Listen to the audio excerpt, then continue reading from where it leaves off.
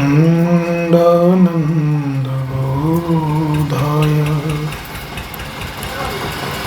शिष्यसन्तापहारिणे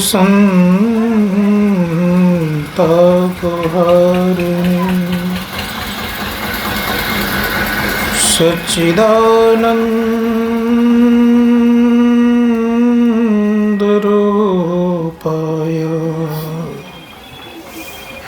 तस्मै श्री गुरुवे नमः।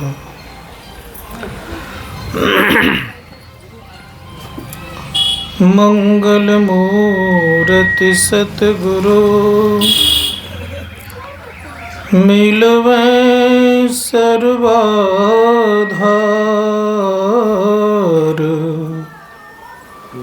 मंगलमय मंगल करन बिनवा बारंबार। धन्य धन्य सतगुरु सुखदा, महिमा कही न जाय। जो कछु कहूँ तुम्हारी कृपा,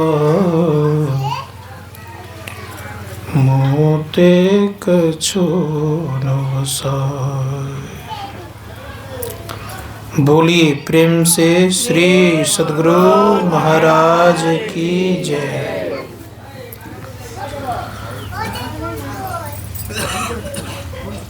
कोटि ब्रह्मांड के नायक सर्वक्षण स्मरणीय सद्गुरु महाराज के गुलपाद पद्म में कोटि सा नमन। मंचस्थ परम श्रद्धेय स्वामी किशोरानंद जी महाराज, सम्मान्य समस्त विद्वत जन, समवेद समादरणीय सज्जन बिंदादरणीय माता तथा भक्तिमती बहनों, आज का दिन बड़ा ही शुभ है। भगवान शिव का आज लोग शिवरात्रि कहते हैं। आज के दिन विवाह का वर्षगांठ मनाते हैं। विवाह नहीं होती, क्या होता है? वर्षगांठ मनाते हैं। इसको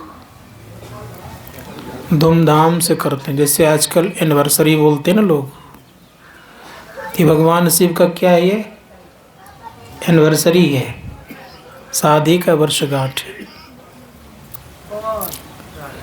लेकिन एक बात याद रखेंगे, इस पवित्र बंधन को क्यों मनाते हैं भगवान शिव का? क्या कारण है? एक का नाम है पार्वती, दूसरे का नाम है भगवान शिव। सती के संग ऐसा नहीं हुआ, पार्वती के संग ऐसा हो रहा है। सती के संग ऐसा क्यों नहीं हुआ? क्या कारण हुआ? का कारण ये हुआ कि सती तो एक बार झूठ बोल दी। दूसरी बात यह है कि सती ने अपने देह का परित्याग कर दिया। तीसरी बात यह है कि सती का मन कभी सत्संग में लगता नहीं था। इसी कारण से झूठ बोल दी, शरीर का महत्व समझा नहीं तो देह का परित्याग कर दिया। यद्यपि कहा गया है कि देह का परित्याग करना उचित नहीं है, लेकिन सती ने ऐसा किया। झूठ बोलना भी ठीक बात नहीं है, लेकिन झूठ भी बोली, पति के वचनों से विमुख हो गई। भगवान राम का दर्शन तो भगवान शिव ने किया, क्या कह करके किया? जय सच्चिदानंद ब्रह्म का प्रणाम किया। लेकिन सती ने क्या सोची? का ये पत्नी के वियोग में खग से, मृग से, पशु से लता से, वृक्ष से पूछ रहे हैं, अगर ये ब्रह्म होते तो पूछते। सबको विश्वास हो गया लेकिन सती को विश्वास नहीं हुआ। भगवान शिव कहते हैं, लगता आज भांग ज़्यादा खा लिए आप, किसी को प्रणाम करते रहते हैं आप। अरे एक राजकुमार वनवास काल में है, ये ब्रह्म का अवतार होता तो ऐसा काम क्यों करते वो? भगवान शिव जी कहते हैं कि देखो, ब्रह्म का अवतार है और जिस वियोग में है उस वियोग में सम्मुख होकर के प्रणाम नहीं करना चाहिए, दूर से प्रणाम कर लेना चाहिए। जैसे उदाहरण दे रहा हूं, कोई व्यक्ति अच्छे महात्मा है, मान लिया जाए यदा कदा किसी कारणवश वो दुखी हैं, क्रोधित हैं, तो उनको उसमें चरण छू के प्रणाम नहीं करना चाहिए। उस समय नियम कहता है कि दूर से प्रणाम कर लेना चाहिए। तो भगवान राम दुख के हालत में हैं, एक खेल कर रहे हैं, खेलने के क्रम में विघ्न बाधा नहीं हो, इसी कारण से भगवान शिव ने किया कि दूर से प्रणाम कर लिया। लेकिन सती को ये बात जची नहीं। उन्होंने कहा कि ये ब्रह्म नहीं हो सकते, अगर ब्रह्म होते तो ये पागलों की नाई नहीं करते। मैं तो परीक्षा लिए बिना छोड़ूंगी नहीं, परीक्षा लूंगी तब मैं जानूंगी कि ये ब्रह्म है, तब प्रणाम करूंगी। भगवान शिव ने कहा, अगर तुम्हें विश्वास नहीं है मेरी बातों पर तो जाके परीक्षा ले लो। अब परीक्षा लेने के लिए क्या करती है, तो सीता का रूप धारण करती है, झाड़ी में चुपचाप जाके बैठ जाती है। उसी होकर के भगवान राम और लक्ष्मण जा रहे थे। लक्ष्मण जी कहते हैं तो भगवान राम कहते ठहरो। भगवान राम कहते हैं कि आप अकेली यहाँ बैठी हुई हैं, वो घरदानी कहाँ है? अब जैसे वो घरदानी का नाम लेते हैं, आंख बंद करती है सती लज्जावश, तो देखते हैं कि राम लक्ष्मण सीता तीनों संग हैं। आंख खोलती तब भी दिखाई पड़ रही है, बंद करती तब भी दिखाई पड़ रही है, जिधर जिधर घूमती है उधर उधर ये तीनों राम लक्ष्मण सीता दिख रहे हैं। लज्जावश आंख बंद करके बैठ गई। भगवान ने अपनी माया को समेट लिए और वहां से चल दी। अजब चली गई सती तो जाकर के भगवान शिव से कहते कि मैं परीक्षा नहीं ली, आपके तरह प्रणाम करके मैं चली आई। भगवान शिव ने आंख बंद किया। आंख बंद का कमाल देखिए क्या है। आंख बंद किया और आंख बंद करके पता लगा लिया कि इन्होंने सीता का रूप धारण की है। मन ही मन प्रतिज्ञा करते हैं। क्या प्रतिज्ञा करते हैं? कि भगवान राम को इष्ट मानते थे और इष्ट की भार्या है, पत्नी है, उनका रूप माता का रूप बनाई है। अब ये मेरे वाम भाग में बैठने योग्य नहीं है, सन्मुख स्थान देते हैं। अब जब सन्मुख स्थान देते हैं तो जो पत्नी का साथ व्यवहार होना चाहिए, अब उस व्यवहार से वंचित। उसी समय राजा दक्ष यज्ञ कर रहे थे, सभी देवताओं को निमंत्रण दिए, ब्रह्मा जी को दिए, विष्णु जी को दिए, इंद्र को दिए, सब के सब आ गए, लेकिन भगवान शिव को निमंत्रण नहीं दिए, क्योंकि इनका वेश कुवेश था। कैसा वेश था? मृगछाला पहनते थे, देह में भस्म लगाते थे, माला की जगह गले में सर्प माला पहनते थे, कान में बिच्छू लगा लेते थे, माथे पर चंद्रमा रख लेते थे और जटाएं फैलाए रखते थे, हाथ में त्रिशूल रखते थे, डमरू रखते थे। और कहाँ रहते थे? महल में, श्मशान घाट में। तो बेश कुबेश था, दक्ष को पसंद नहीं। परिणाम ये हुआ कि निमंत्रण नहीं दिए। और हुआ क्या, एक कारण और था निमंत्रण देने का नहीं। क्या कारण था? जब दक्ष आए तो सबके सब देवतागण अभिवादन किए, लेकिन ये दामाद होकर के फिर खड़े भी नहीं, आदर नहीं दिए। तो और मन में हो गया कि ऐसा व्यक्ति किस काम का, जो अपमानित करे। यद्यपि वो ध्यान में रहने वाले व्यक्ति, उनको तो कोई ज्ञान रहा नहीं। अब फिर भी उनके लिए दक्ष ने ऐसा सोचा कि ये इस बार भी अगर निमंत्रण दो, ऐसा कर दे तो फिर मेरा प्रतिष्ठा जाने वाला है, इसलिए निमंत्रण नहीं देना है। नहीं दिया गया। लेकिन आकाश मार्ग से सभी देवगण अपने अपने वाहन से जा रहे थे। सती पूछती है कि प्रभु ये कहाँ जा रहे हैं? भगवान शिव कहते हैं कि तुम्हारे पिता यज्ञ कर रहे हैं, वहीं जा रहे हैं। सती कहती मेरी भी इच्छा है जाने की, मैं भी जाना चाहती हूँ। भगवान शिव ने कहा देखो, यद्यपि पिता का घर बिना बुलाए जाना चाहिए, मित्र का घर बिना बुलाए जाना चाहिए, गुरु का घर बिना बुलाए जाना चाहिए, लेकिन एक बात सती याद रखना, अगर जहाँ अपमान हो तो बिना बुलाए नहीं जाना चाहिए। अपमान जहाँ हो नहीं जाना चाहिए। कितनों मना करने पर भी भगवान शिव को कहते हैं कि मेरी इच्छा है जग देखने की। भगवान शिव ने कहा अगर तुम्हारी इच्छा है तो जाओ। तो नंदी बाबा को साथ कर दिए और वहाँ से सती गई। सती जब गई तो सबका भाग लगा हुआ था, लेकिन शिव जी का कहीं भाग नहीं देखने के कारण मन में दुख हुआ। और जब दुख हुआ, कोई बहन नहीं बोल रही है, न पिता बोल रहे हैं, न और कोई बोल रहे हैं।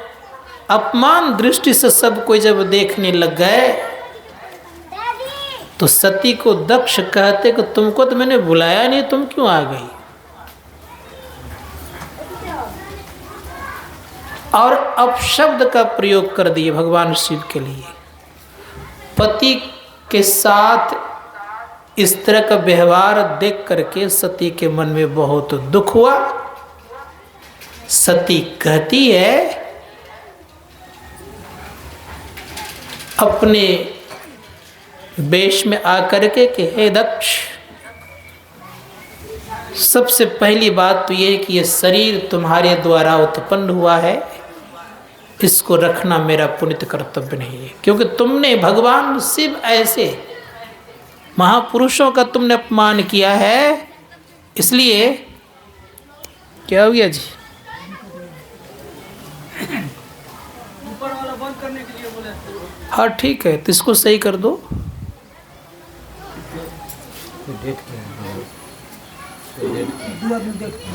क्या डेट कर गए हैं?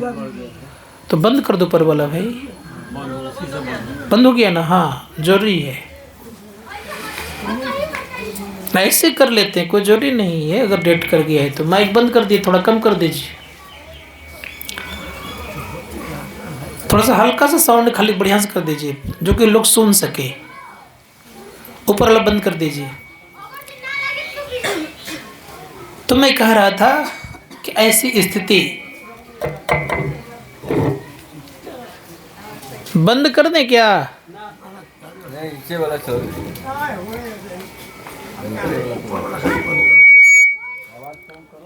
हेलो, एक साउंड बॉक्स बढ़िया खाली कर दो, नहीं इतना बड़ा तो नहीं चलेगा ठीक से, आवाज़ ठीक नहीं आ रही है।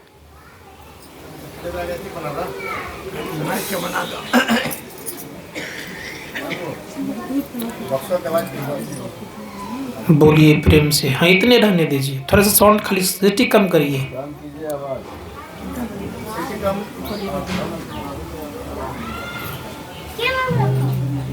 श्री सद्गुरु महाराज की जय। तो वो हल्का सा जो है ना वो ठीक कर दीजिए, प्लेन से ऊपर करिए, हल्का सा ऊपर। भगवान शिव के कहने पर तो चली तो गई, भगवान शिव का अपमान होने लग गया, भगवान शिव तो गए नहीं।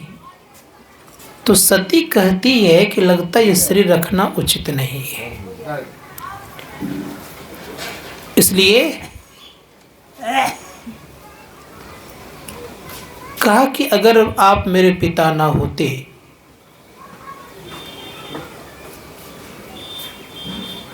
तो मैं इतना अपमान नहीं सह सकती।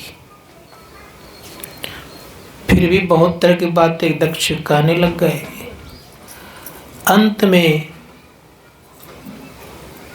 सती कहती है कि मैं जन्म जन्मांतर से अर्धांगिनी शिव की बनती आई हूँ, मैं इस जीवन में केवल तुम्हारे ही पुत्री हूँ, सो बात नहीं है। मैं आदि शक्ति हूँ, अपना रूप दिखाती है और दिखा करके उसी हवन कुंड में अपना शरीर का परित्याग करती है। अब जैसे हवन कुंड में शरीर का परित्याग करती है तो भगवान शिव को पता होता है, भगवान शिव ने वीरभद्र को भेजते हैं। वीरभद्र ने बहुत तांडव किया, इतना तांडव किया कि सारे सेना को मार दिए, और सभी सेना को जब मार दिए तो अंत में दक्ष प्रजापति भागने लग गए। दक्ष प्रजापति को पकड़ करके उनका दो खंड कर दिए, गला काट दिए। अब गला जब काट, भगवान शिव जब आए तो भगवान शिव देखते क्या है कि सती का शरीर जला हुआ है।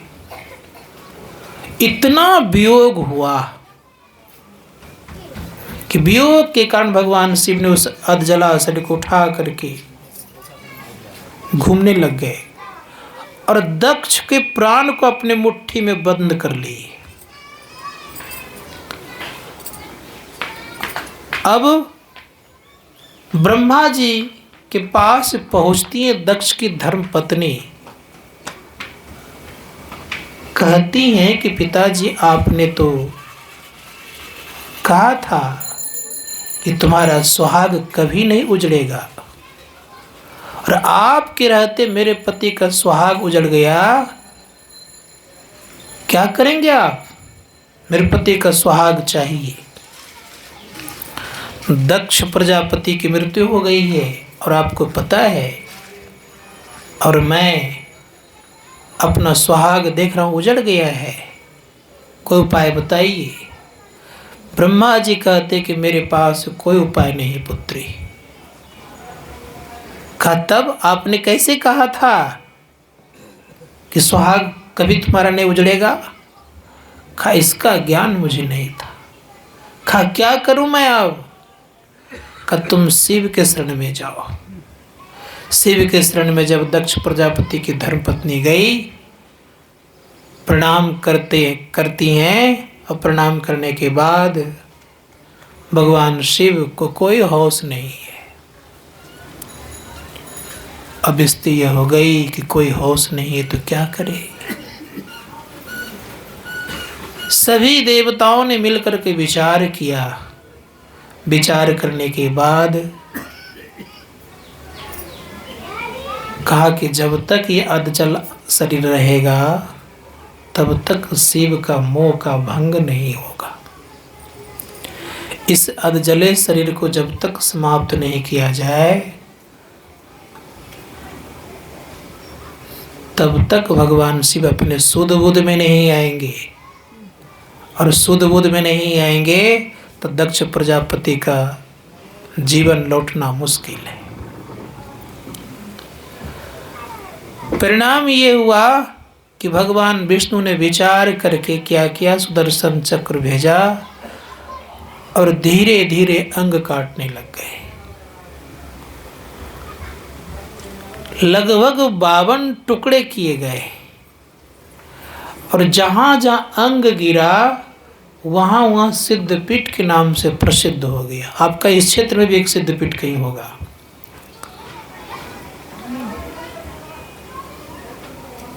परिणाम ये हुआ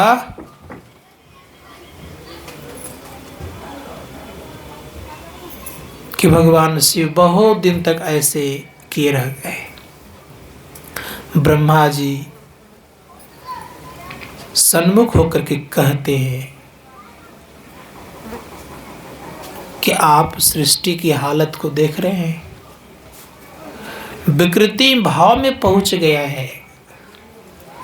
सृष्टि को आप संभालने की स्थिति को बनाइए। सृष्टिकर्ता भले मैं हूं, संभालना तो आपको पड़ेगा, क्योंकि आपके चलते पंचभूत समझ रहे हैं, मिट्टी, जल, अग्नि, वायु और आकाश, ये सब के सब विचलित हो रहा है। नियंत्रण करता आप हैं। अगर नियंत्रण नहीं करेंगे तो सब सृष्टि बिगड़ जाएगी, सब आपस में एक दूसरे से अलग होने लग जाएंगे। इसीलिए आप अपने को सुध बुध में लाइए, होश में लाइए। बहुत कहने पर भी सती के वियोग में, सती से तात्पर्य यह मत समझिए पत्नी के वियोग में, शक्ति के वियोग में। सती मतलब शक्ति स्वरूपा है, शरीर से शक्ति निकल जाएगी तो शरीर काम करेगा। इसका मतलब ये नहीं समझे पत्नी के वियोग में। तो परिणाम ये हुआ कि भगवान शिव को जब चेतना आई तब उन्होंने मुट्ठी खोला। तो मुट्ठी खोला तो वो जीव कहाँ जाएगा? तो कहा किसी का सर ला, सर तो जल गया था, तो सर लाया गया। तो एक बकरे का सर लगा दिया गया दक्ष प्रजापति के गले में, अर्थात धड़ पर बकरे का सर लगा दिया गया। अब प्राण छूटा तो उसमें चेतना आ गई, और चेतना जब आ गई तो स्थिति यह बनी कि बकरे की तरह बोलने लग गए। तो भगवान शिव को हंसी आ गई। आज भी शिव भक्त जब मंदिर जाता है तो बकरे की तरह आवाज निकाल के भगवान शिव को प्रसन्न करते हैं, आज भी। तब वहाँ से सती का तो वियोग हो गया। अब वो सती पार्वती रूप में परिणत हुई। किनकी कन्या बनी? तो हिमालय की पुत्री बनी। माता का नाम मैनावती। मैनावती के संग हिमालय हैं। हिमालय भगवान शिव के परम प्रिय भक्त हैं। शादी योग्य जब हो गई तो नारद जी ने कहा कि इसके तो सुयोग वर भगवान शिव ही है। शिव से तात्पर्य होता है कल्याणकारी, याद रखिएगा, कल्याण करने वाला। और सती का मतलब होता है शक्ति। शक्ति रहेगा तभी ना कल्याण करेंगे, शक्ति तो कैसे कल्याण करेंगे? तो परिणाम ये हुआ कि तय जब होने लग गया तो कहा कैसा है वो? तो नारद जी कहते हैं कि वो त्रिलोकपति हैं वो। और आज ही केवल नहीं, जन्म जन्मांतर से भगवान शिव को ही वर्ण करती आई है। उन्हीं के साथ इनका शादी होना सुनिश्चित है। तैयार तो हो गया, का देखने में ठीक ठाक है ना? तो मैनावती कहती कि देखने में ठीक है ना? तो नारद जी कहते हैं कि त्रिलोकपति है तो देखने में असुंदर कैसे होंगे? सुंदर ही हैं। तय तमन्ना हो गया, दिन का सुनिश्चित हो गया, आज के ही दिन। तो बाराती कौन जाएंगे? तो भूत, पिचास, यक्ष, किन्नर, डाकिन, सांप, बिच्छू, मेढक सब के सब हो गए। और सब के सब हो गए तब क्या करें? अब स्थिति यह हो गई, बाराती जा रहे हैं तो किसी भूत का पेट निकला है, किसी का मुंह निकला, किसी कान निकला है, किसी कुछ। इस तरह के बाराती को देख करके वहाँ के प्रजागण भयभीत हो गई। और संजोग से जब दुल्हा को देखा, दुल्हा मतलब भगवान शिव को, तो भगवान शिव को जब देखा तो देखा कि गले में माला है, माथे पर चंद्रमा है, हाथ में त्रिशूल है, कान में बिच्छू लटका हुआ है कुंडल रूप में। अब क्या करे?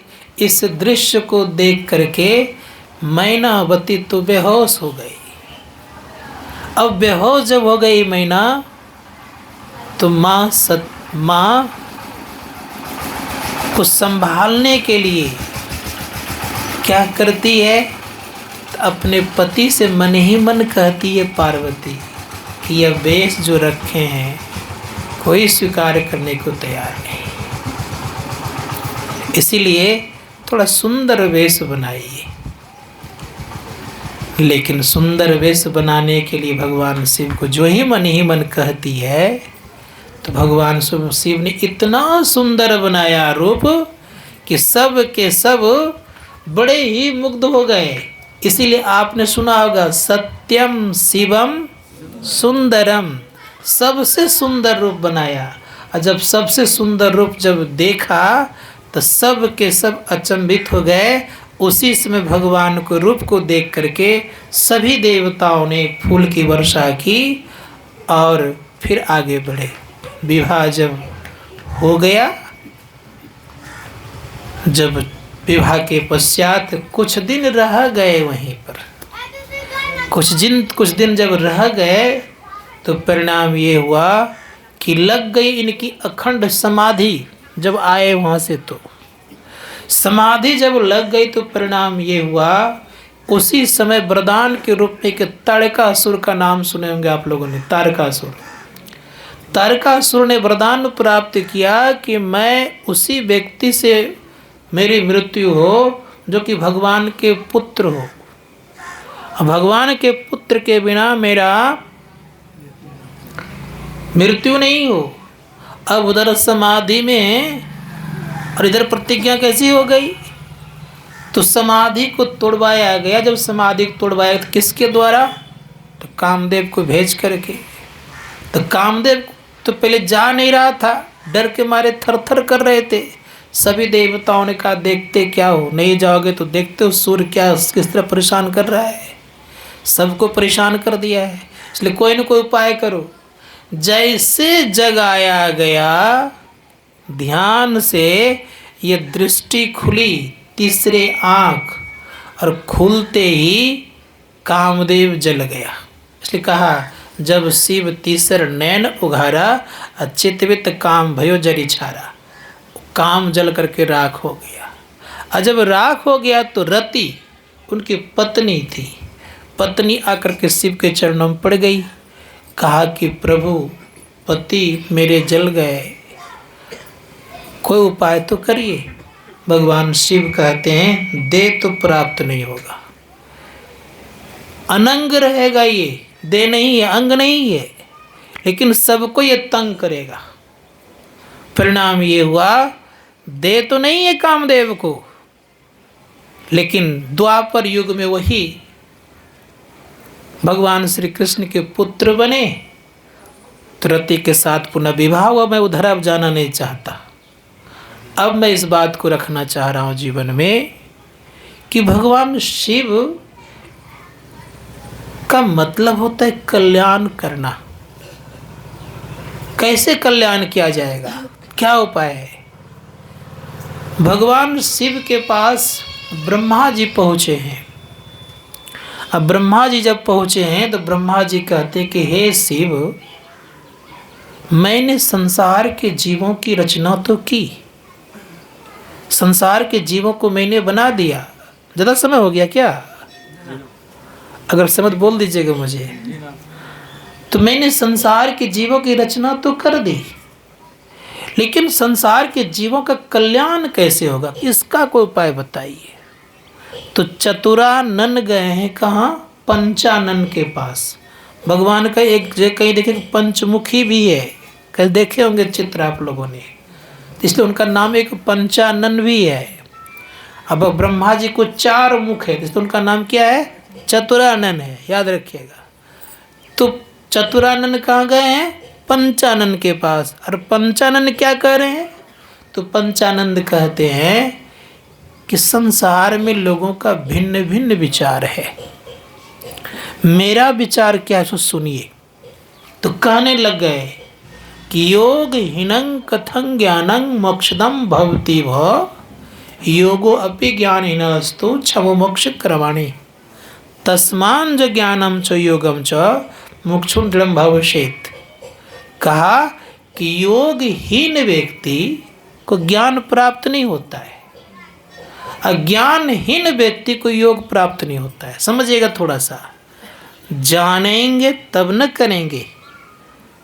तो पहले तो जानना, और जानने के बाद तब होता है करना, और जब करते हैं लोग तब उनको आत्मज्ञान होता है। तो पहले तो चाहिए मोटा मोटा ज्ञान, तब न महीन ज्ञान। बिना मोटा अक्षर लिखे कोई महीन अक्षर लिख सकता है? उसी प्रकार से याद रखिएगा कि मोटा कार्य किए बिना महीन कार्य कोई नहीं कर सकता। उसी प्रकार से मोटा ज्ञान प्राप्त किए बिना महीन ज्ञान प्राप्त करना संभव नहीं है। इस संसार का जो ज्ञान है इसको मोटा ज्ञान कहते हैं। संसार का ज्ञान जो है ये असत्य ज्ञान है। संसार का जो ज्ञान है ये प्रोक्ष ज्ञान है, आता है और चला जाता है। जैसे हम लोग संसार में हैं, देखते हैं कोई पढ़ाई करता है, खूब पढ़ाई करता है, क्या सब बात याद रहती है? कोई डॉक्टर बन जाता है, बहुत पढ़ता है बेचारा डॉक्टर, जिंदगी भर डॉक्टर को पढ़ना ही पड़ता है, क्या सब दवाइयाँ याद रहती है? भूल जाते हैं, फिर उल्टाते हैं किताब को। उसी प्रकार से संसार का ज्ञान भूलने वाला है, इसको भूलते रहते हैं लोग, क्योंकि आजकल उतने मस्तिष्क तेज भी नहीं है जीवन में लोगों का। एक जमाना था कि लोग सुन सुन करके याद रखते थे, आज क्या हो गया है, आज सुन करके याद नहीं रख सकते, इसलिए कागज़ चाहिए, कलम चाहिए। आजकल देखते कंप्यूटर के सेव करके रखता है लोग। तो कहा वो मेमोरी नहीं रहने के कारण, मस्तिष्क तेज नहीं होने के कारण आजकल के जीवन में लोगों को ओज नहीं बनते, और ओज नहीं बनता तो मेधावी छात्र बहुत कम पाए जाते हैं। ब्रह्मचर्य के व्रत का पालन जब करता है विद्यार्थीगण तो उनके ओज बनते हैं, और जिनके ओज बनते हैं उनका मेधावी बुद्धि होती है, मेधा शक्ति बढ़ती है। इसीलिए आपने सुना होगा शरीर का निर्माण 7 तत्वों से हुआ है। रस, रक्त, मेद, मांस, रस, रक्त, मांस, मेद, मज्जा, अस्थि और वीर्ज। तो संत महात्मा मज्जा होगा तब अस्थि अर्थात हड्डी आपकी मजबूत होगी, और जब हड्डी मजबूत होगी तो मेधा शक्ति बढ़ेगी, और मेधा शक्ति जब बढ़ेगी आपके जीवन में तो याद रखिएगा आप बड़े यादाश्त वाले व्यक्ति हो जाएंगे। इसीलिए ब्रह्मचर्य व्रत का पालन विद्यार्थियों को करना चाहिए, और जब तक विद्या अध्ययन करता रहे लोग तब तक ब्रह्मचर्य व्रत का भंग नहीं होना चाहिए। ये संस्कृति है, भारतीय संस्कृति। इसीलिए आपने सुना होगा, इसलिए आपने सुना होगा क्या,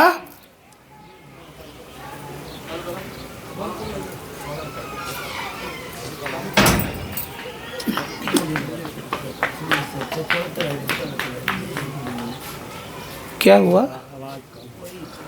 आवाज़ तो मैं तो पहले बोल दे कम कर दी, मैंने बोला ही था कम कर दीजिए, बढ़ाने के लिए कहा। ये सत्कर्म है, सत्कर्म उनको, उन जीवात्मा को पुण्य लिखेगा, और जिनके यहाँ शरीर छूटा है उनको भी पुण्य लिखेगा। ये अच्छा कर्म है। इस कर्म को करा करके लोग श्मशान घाट ले जाता है। हम लोग को याद है कि बहुत जगह सत्संग कराता है इस अवसर पर, तब घाट पर ले जाता है। ये बहुत सुंदर काम है, इसको ठीक करिए आवाज़।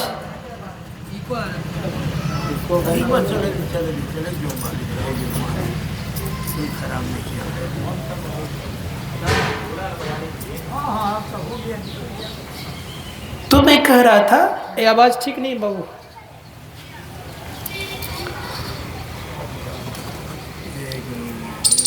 बोलिए प्रेम से श्री सद्गुरु महाराज की जय। तो मैं कह रहा था कि अर्थ ही होता है ऐसा, इसीलिए सदैव ख्याल रखना चाहिए लोगों को कि आत्म कल्याण करने के लिए चलना चाहिए। तो मैं कहाँ पर छोड़ा प्रसंग, याद है किसी को? कहाँ पर छोड़ा? हाँ,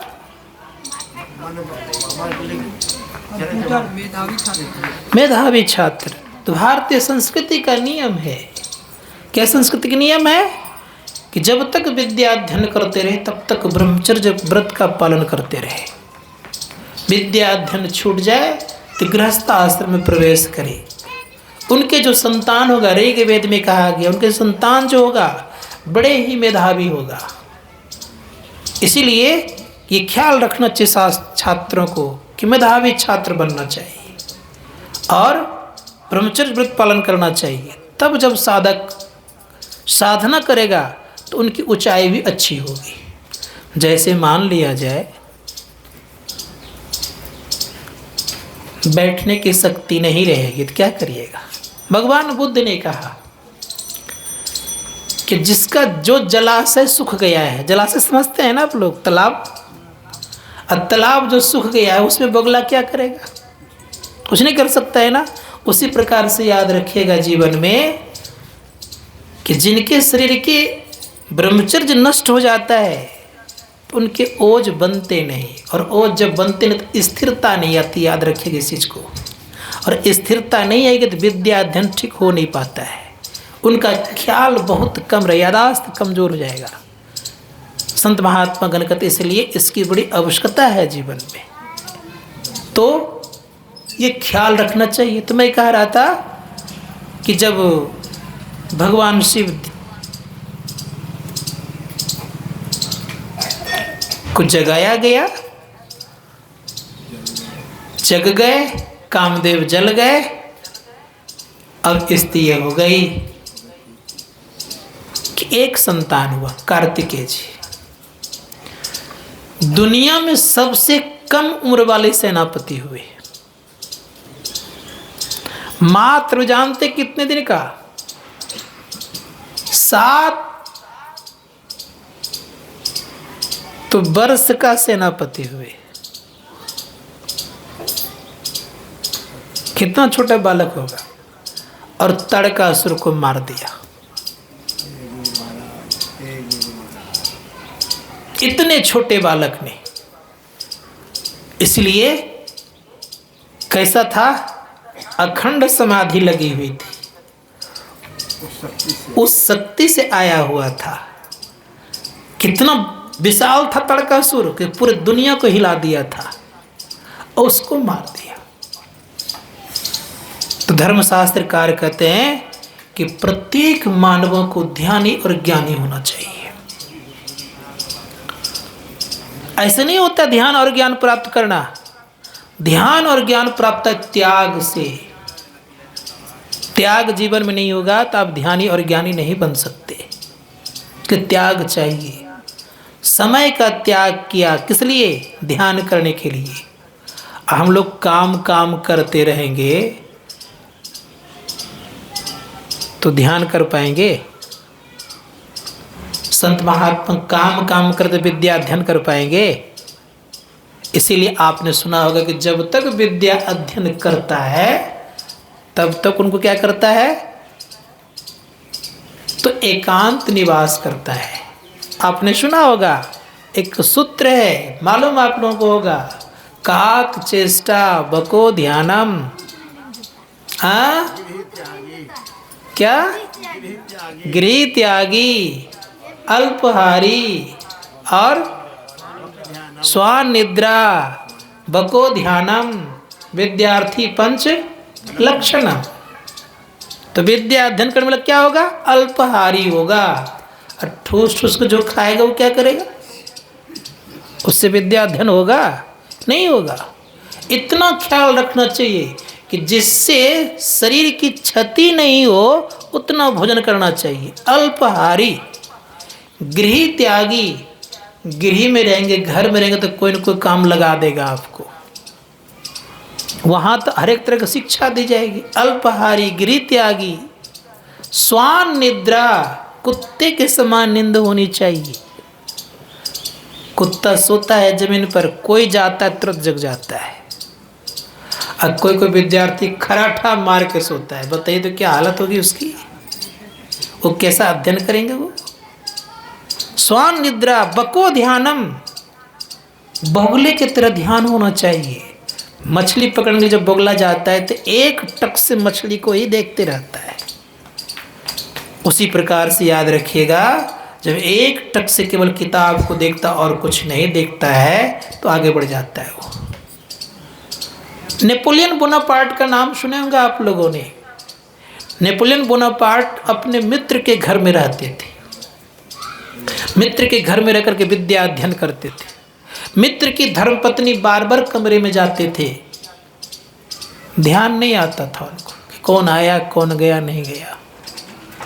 जब विद्या अध्ययन करके सेना अध्यक्ष बन गए वो, तो मित्र को खबर दिया, कहा मित्र मैं इस पोस्ट पर आ गया हूँ, इस पद पर पदासीन हूँ, एक बार मिलने के लिए आओ। मित्र कहता है अपनी पत्नी से कि चलो उनसे मिलने के लिए। कहा कौन जाएगा उससे मिलकर? मनहूस से मिलना का अच्छी बात है, उसके कमरे में बहुत बार गया, एक बार भी ताका नहीं उसने। ऐसे व्यक्ति के पास जाकर क्या करूँगी मैं? कहा अरे मन से नहीं जाना है ना तो बेमन से चलो मिल तो लो, इतने बड़े पोस्ट पर है, सेना अध्यक्ष है, चलो। कहा ठीक है चलिए। कहते तो गए, तो मित्र को प्रणाम किया, भाभी जी को प्रणाम किया। कहा कि भाभी जी पहचान रही? कहा हाँ वही मनहूस है। कहा मतलब?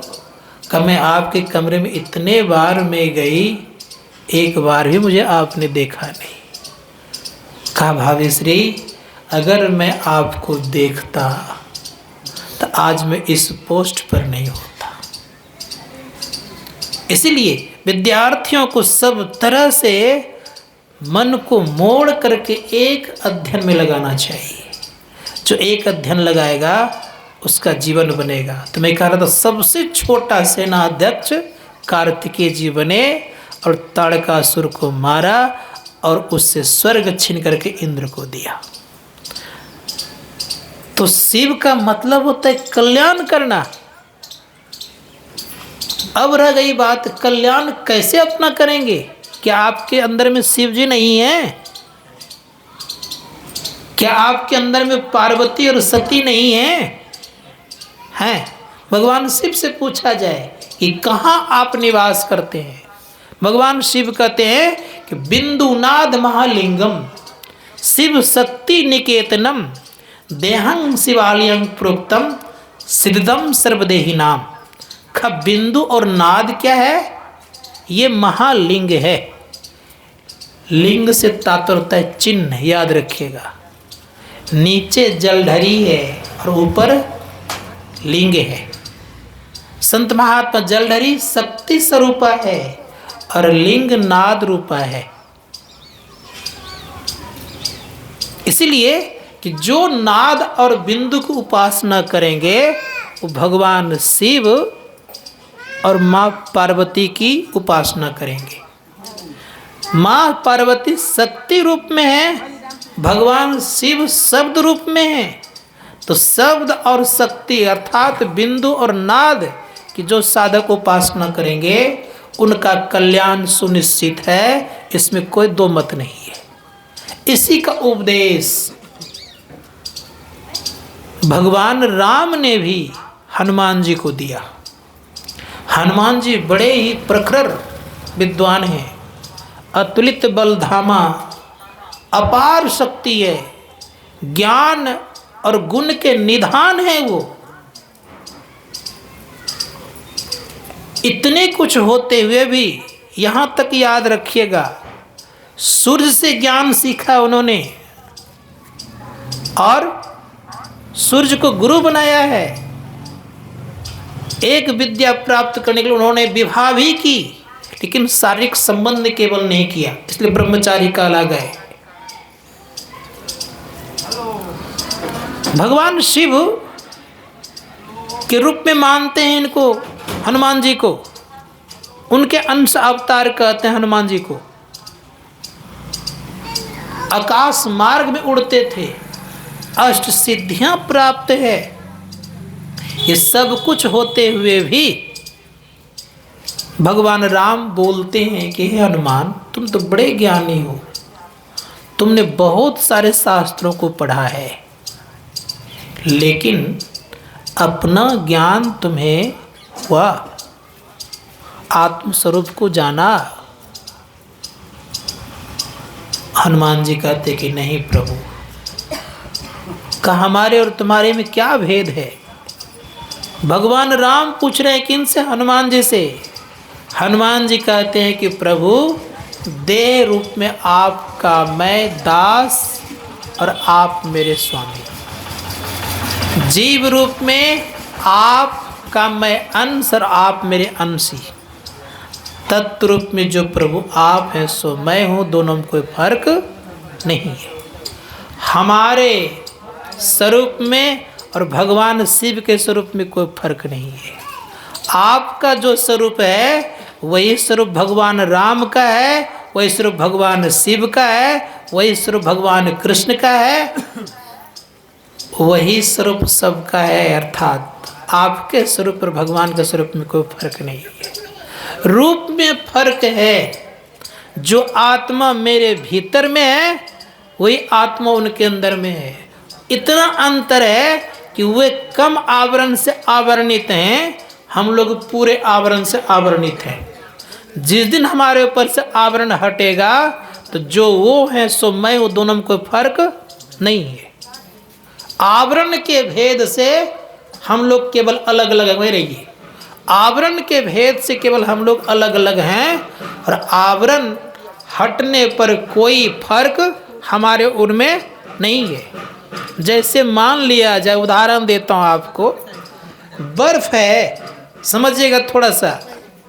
बर्फ एक है, मान लिया जाए 1 किलो का, कितना जगह छेकेगा वो? थोड़ा सा। उसी बर्फ को पानी में परिणत कर दीजिए, क्या हो जाएगा वो? जगह ज़्यादा हो गया। उसी को वाष्प बना दीजिए, क्या हो जाएगा वो? और ज़्यादा हो जाएगा। ठीक अंतर क्या है कि हम लोग बर्फ रूप में हैं, भगवान शिव किस रूप में है? पानी रूप में है।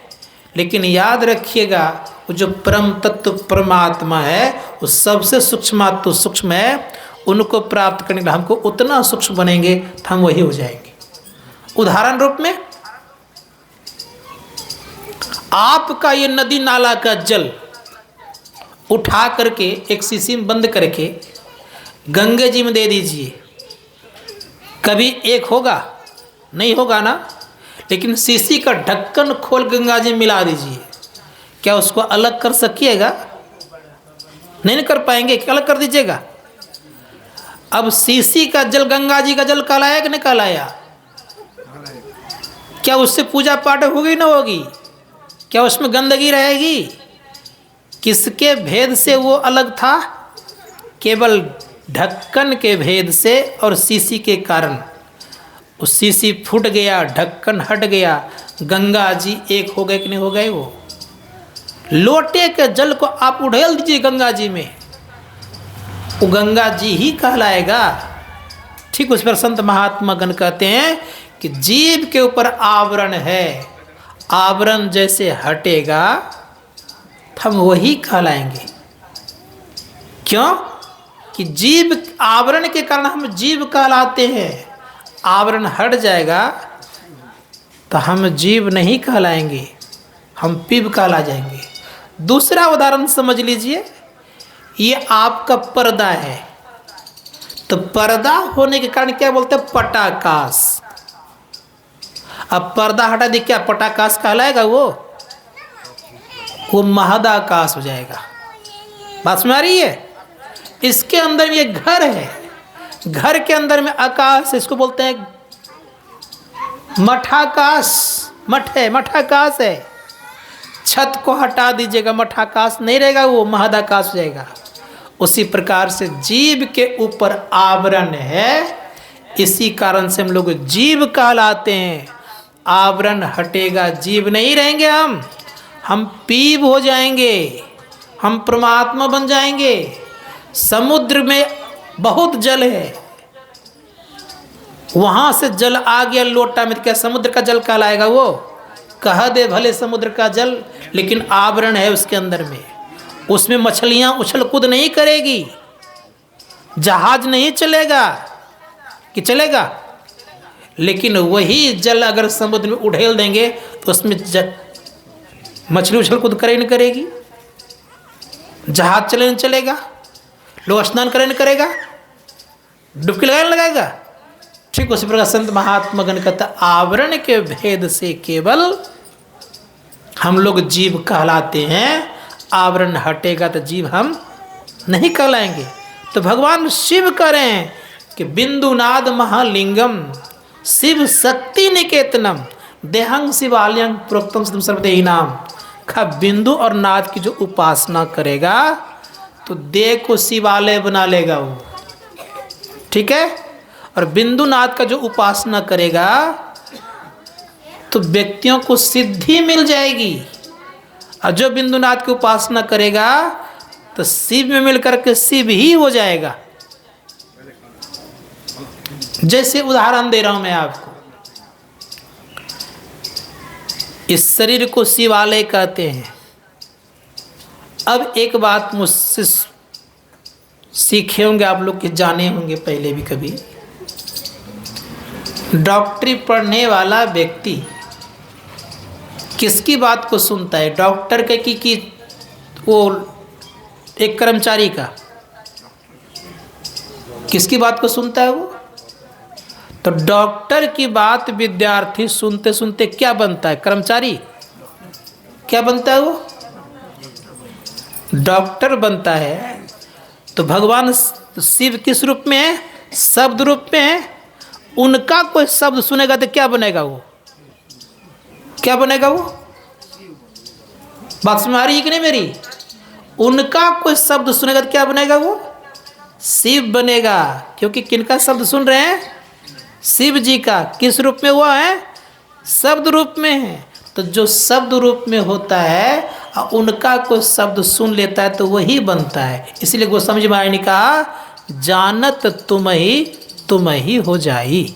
उन परमात्मा को जानने पर आप क्या हो जाएंगे? परमात्मा हो जाएंगे। इस संत महात्मा ने कहा इसलिए साधना करनी चाहिए।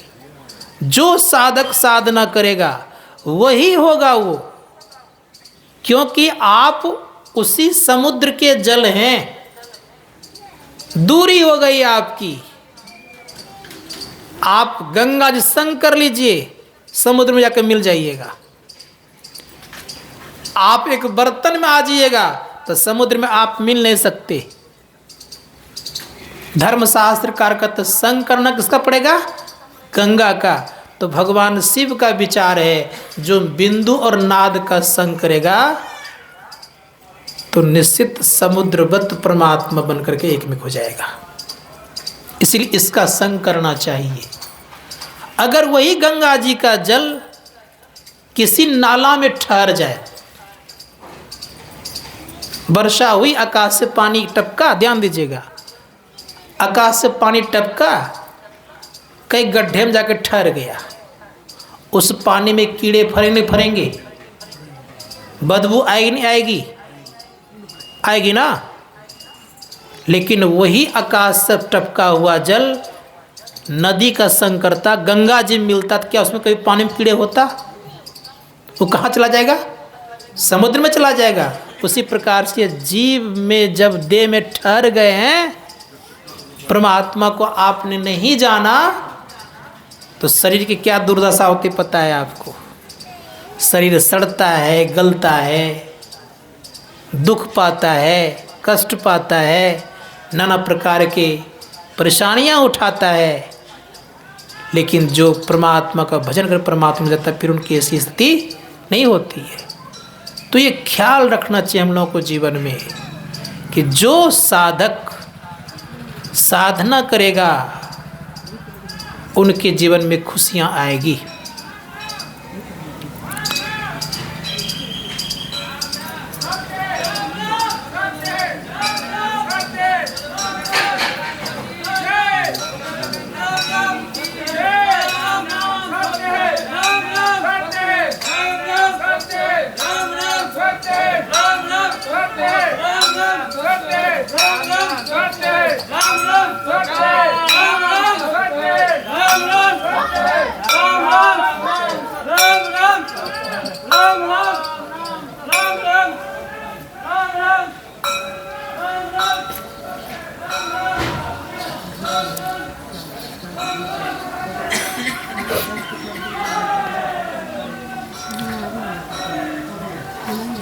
एक बात सबको आज सुनिएगा, बड़ा इम्पोर्टेंस बात बोल रहा हूँ।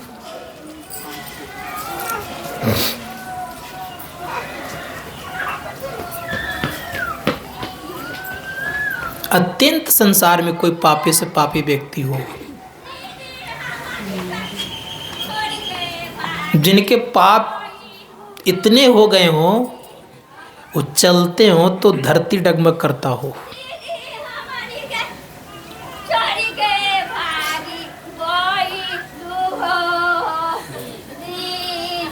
अगर ऐसे व्यक्ति को अगर संत देख ले तो उनका उद्धार हो जाएगा। इसको याद रखिएगा। अगर संत को उसने नहीं देखा, संत ही देख लिया, तब भी उद्धार होगा। अगर संजोगवश यदा कदा शरीर छूट गया, मृतक शरीर को केवल उस संत के द्वारा देखा जाए, तब भी उसका उद्धार होगा, दुर्गति में नहीं जाएगा जीव। अगर ऐसी स्थिति भी अगर नहीं हो पाई, जहाँ जलाया जाता है, जले हुए का धुआं अगर देख ले संत, तो फिर भी उस जीव की दुर्गति नहीं होगी। धुआं को भी अगर नहीं देख पाया, कोई उसके शुभचिंतक अगर ला करके केवल राख दिखा देगा, तो जीव की दुर्गति नहीं होगी। श्री सद्गुरु महाराज की। इतना भी अगर नहीं हो पाया, यदा कदा जहाँ पर जलाया गया है, अगर वहाँ पर संत पहुँच जाए, तो कहीं अगर वो जीव पड़ा रहेगा तो उसकी दुर्गति नहीं होगी, पुनः वो मानव जीवन में आ जाएगा। ये ताकत होती है संतों के चरणों में। इसीलिए कभी भी किन्हीं का शरीर छूट जाए तो अवश्य भजन करवाना चाहिए, सत्संग करवाना चाहिए, कीर्तन करवाना चाहिए। आपको पता बता दूं मैं आपको, चित्रकेतु का नाम सुने होंगे। उनको प्रसंग है रामचरितमानस में। जयदयाल गोनिका जी का पुस्तक लिखा है, मोटी पुस्तक है, उसमें लिखा है उनको बहुत पत्नियां थी, नाम नहीं बोलूं कितना पत्नियां थी। उसमें 100 करोड़ का दिया है वर्णन, तो उन्होंने भगवान का दिन कहना नहीं चाह रहा था। उसमें एक पुत्र मात्र में हुआ। संक्षिप्त में मैं केवल कह रहा हूँ, पुत्र की मृत्यु हो गई, वियोग हो गया। साधु महात्मा ने धाड़स दिया, फिर उनको क्या कहते हैं शरीर में ला करके बताया, और बच्चा कहता है कि कौन आपका पुत्र, इस बार पुत्र बना तो आप हमारे प्रति इतना रो रहे हैं। तो संसार में याद रखिएगा, कोई भी किसी के साथ जुटता है, या लेने या तो देने, यही दो कारण से। किस कारण से? या लेने या तो देने। ऐसा संसार में कोई नहीं है कि जो कि आपको को उपकार करने के लिए आ जाएगा। लेने या देने, दो ही काम हो सकता है, तीसरा कुछ नहीं। अगर मान लिया जाए, अगर ऐसे कोई जीव आ गया है तो समझिए आपको कर्जा चढ़ाने के लिए आ गया है। तो मैं कह रहा था कि भगवान शिव कहते हैं कि कल्याण अगर चाहते हो तो एक ही उपाय है जीवन में। क्या उपाय है? कि अपना ध्यान करिए, और ध्यान बिना ज्ञान नहीं होगा, तो कोई क्यों न रहे। इसीलिए हम लोग कहाँ जाते हैं मालूम है? शरीर छूटता है तो शरीर को जलाते हैं, पंच भौतिक शरीर को जलाते हैं पंच तत्वों में मिलाने के लिए। लेकिन जीव परमात्मा से मिलता नहीं है, पंच तत्वों से जीव अलग है। समझिएगा थोड़ा सा, पंच तत्वों से जीव अलग है और शरीर पंच तत्वों से मिला हुआ है। इसलिए क्या करते हैं हम लोग? तो पंच तत्वों में मिलाने जाते हैं। जीव तो परमात्मा से मिलता नहीं है। जब तक जीव परमात्मा से नहीं मिलता है, तब तक जीव की मुक्ति होती नहीं है। इसको याद रखिएगा। अब पुत्र क्या करता है, इसको आज जानना चाहिए। पुत्र ने क्या किया? अग्नि संस्कार करके पंच तत्वों में मिलाया गया। मिट्टी मिट्टी में, जल जल में, अग्नि अग्नि में, हवा हवा में, और आकाश आकाश में। लेकिन जिसके चलते शरीर चल रहा था उसको तो पुत्र को ताकत नहीं है मिलाने की। वो कैसे मिलेगा? वह मिलेगा अपने साधना के द्वारा।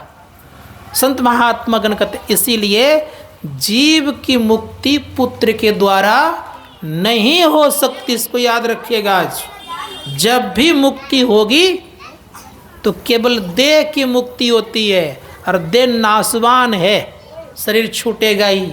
जीव अविनाशी है। ये धर्मशास्त्रकार कहते हैं अविनाशी को अविनाशी से मिलाने की ताकत केवल अविनाशी को ही है, अर्थात अपने से अपने को मिलाने में समर्थ हैं। अपने से परमात्मा मिलाने के समर्थ है। किन्हीं के द्वारा परमात्मा को मिलाया नहीं जाता। जब कभी परमात्मा से मिलेंगे तो स्वयं चल करके मिलेंगे। इसीलिए धर्मशास्त्रकार कहते हैं कि जीवन में अगर कल्याण चाहिए तो सदैव ख्याल रखिएगा कि जहाँ से देह बनता है वहीं जाकर के लोग मिलाता है। मिट्टी है शरीर में, जल है, अग्नि है, वायु है और आकाश है। तो अग्नि के द्वारा ही पंच तत्वों में मिल जाता है। लेकिन जीव मिलता नहीं है। जीव परमात्मा से मिल जाए जिस दिन, उसी दिन समझिएगा कि जीव का परम कल्याण हो गया। कैसे मिलेगा? तो भगवान शिव सुना रहे हैं कि मिलता तब है जब बिंदु और नाद की उपासना करता है। बिंदु नाद की उपासना करके जीव जब परम तत्व परमात्मा में मिल जाता है तब उनको मुक्ति मिलती है। इसलिए उपनिषदकार ने कहा पिंड पात्यन या मुक्तिन स मुक्तिन तु मन्यते। ये मानने योग्य नहीं है। इसलिए प्रयास करना चाहिए यह कि जीते जी मुक्ति प्राप्त हो जाएगी जिस दिन, उसी दिन दुखों से मुक्त हो जाएंगे। तो भगवान शिव का ये कथन है। समय तो लगभग लगता है 10:30 हो गया। तो मेरे अपराह्न काल में अगर आप लोगों का कार्यक्रम ठीक से अगर क्या होगा, अगर होगा तो बढ़िया से मैं सुनाऊंगा। बोलिए प्रेम से श्री सद्गुरु।